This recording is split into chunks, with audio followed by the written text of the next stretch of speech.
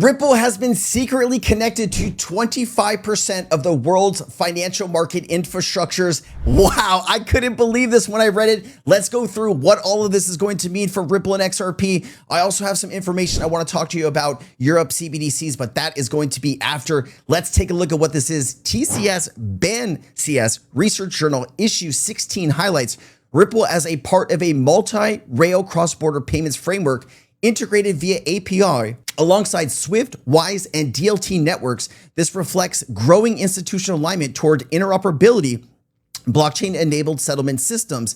And here is that clip here, Swift, SEPA, Ripple, and domestic networks. Also, Ripple's mentioned here. I wanted to throw this into Lexi to see what else am I missing here.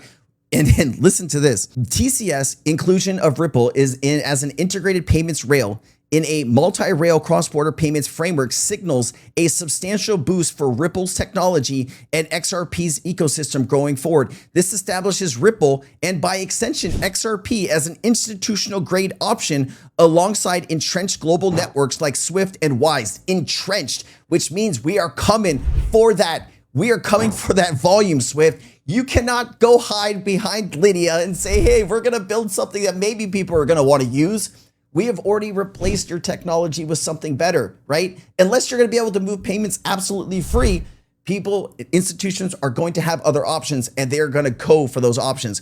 All right, so let's get back to this. Positioning it directly in front of banks and financial institutions worldwide as a credible API compatible solution of intelligent and interoperable settlement flows. And so this is what caught my attention. The TCS Ban CS platform powers core banking for over a quarter of the world's population.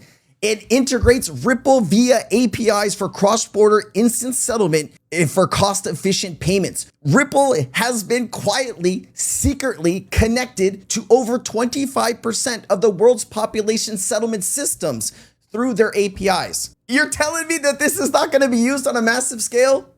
Everybody that doubts and hates against XRP, I would say, watch my videos for 30 days, and then tell me what you think about XRP, because we uncover the craziest information here. We're bringing it straight and fresh to you. Thank you for your support, guys. Leave a comment down below, hit a like, whatever you want to do. We're hanging out here on a Sunday. This allows banks to leverage smart routing powered by AI and agentic systems to dynamically choose between Swift, SEPA, and Ripple and domestic rails for the best possible settlement path. So now banks are going to be able to connect into the system, figure out who can move my money the fastest, the cheapest, and the most efficiently. Do you think that's going to be Swift, right? Or do you think that's going to be Ripple? Having Ripple interconnected into this thing is a big deal in on itself. Now having Ripple directly compete against Swift, I'll take that any day of the week. The inclusion of Ripple alongside established rails means institutional clients can test, route, or settle payments through blockchain rails, including those utilizing XRP's liquidity as desired, when desired.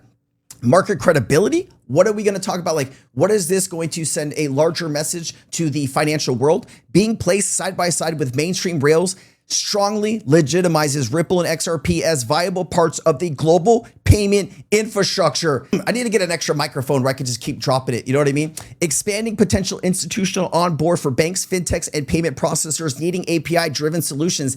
TCS Ban CS, also facilitates integration with DLTs and other blockchain via Quartz Gateway, enabling easier access for banks to use not only RippleNet, but potentially XRP-based or hybrid settlement methods. The impact for XRP and the utility, what is that going to mean? As more banks and payment providers experiment with or implement cross-border flows on TCS Ban CS, this and especially an AI-powered smart routing finds optimal settlement via Ripple rails, transactional flows using XRP as a bridge asset, and will likely increase. The real implication for XRP is that in scenarios where the system finds Ripple rails cheapest, fastest, and most frictionless, XRP liquidity could be tapped seamlessly, increasing its utility and transactional volume for real-world institutional value. This is what we've been waiting for, an actual utility that drives XRP price, not just our speculation of where we think XRP's price should be. This is what we are all waiting for. Some people want to sell at 5 or 10. I am waiting for global institutional adoption before I make up my mind what I want to do with my XRP, and I think you guys understand how valuable a technology like this could be in an ever so changing world where we're moving from a fiat system to a digital system all of the world's money will be transacted via blockchain, and the biggest and best, most efficient technologies will win top place, and that is taking over the world's financial systems. With growing alignment between TCS, BAN, CS, APIs, and DLT interoperability, this trend suggests a future where XRP is incorporated into the operational backend of global settlement rails rather than just isolated crypto asset. Spicy. We find some spicy information on Sundays, guys. I was going to record this tomorrow, but I was like, guys, you got to hear this information as soon as possible. I dropped everything that I was doing here on a Sunday to record this for you guys. I hope you guys are liking the information. Please remember to hit like. It does really support the channel. And Paul Barron says, Swell 2025 speaker lineup tells you everything about Ripple strategy. You got BlackRock, BlackRock. You have BlackRock, NASDAQ, BNY Global, Citi. You also have Franklin Templeton, people from the White House. Everybody is going to be there. Let me go ahead and play this as I get my voice back here. Axiology's private network can interoperate and bridge with public XRPL for liquidity and routing volume. Let me play this for you.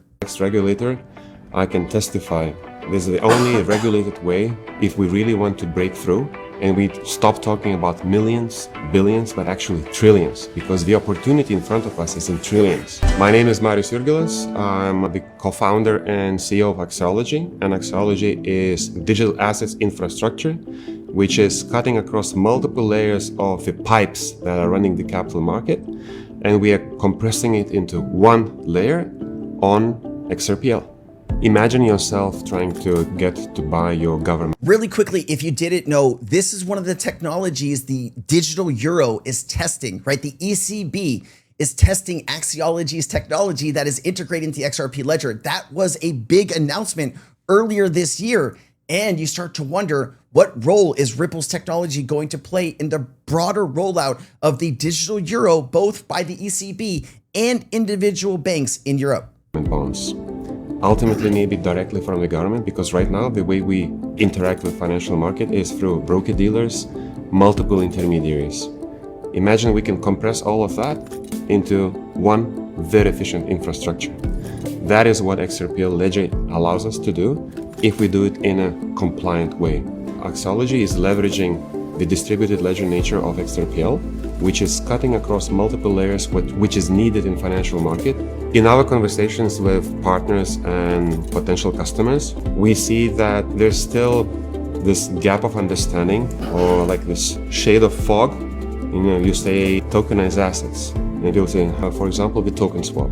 It's super basic, and people say like, well, what's the value of it?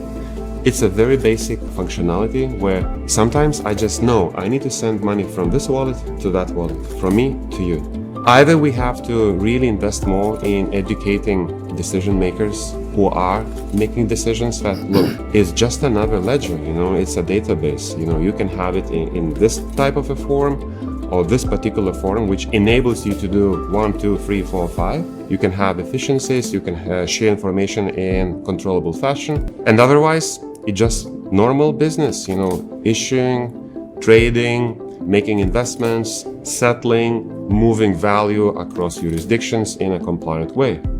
The funding gap for the SMEs in the jurisdiction which I'm coming from, European Union, is 5 trillion. 5 trillion is how much small and medium enterprises are looking for funding. And at the same time, we have 15 trillion in deposits, dry powder, which is right now in the banking system.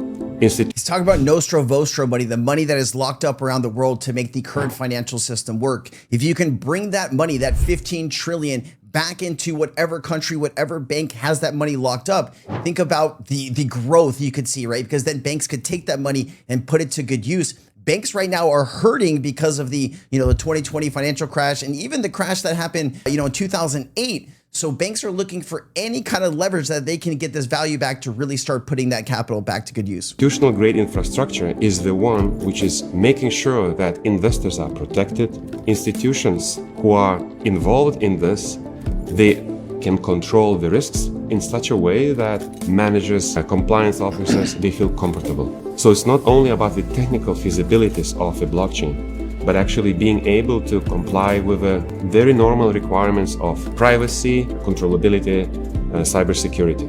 I've spoken to quite a few very important players in the market, and the message is very clear. It's not the technological immaturity. What everyone is looking for scalable opportunities that are actually solving capital market problems that we face. All right, XRP Ledger coming in hot.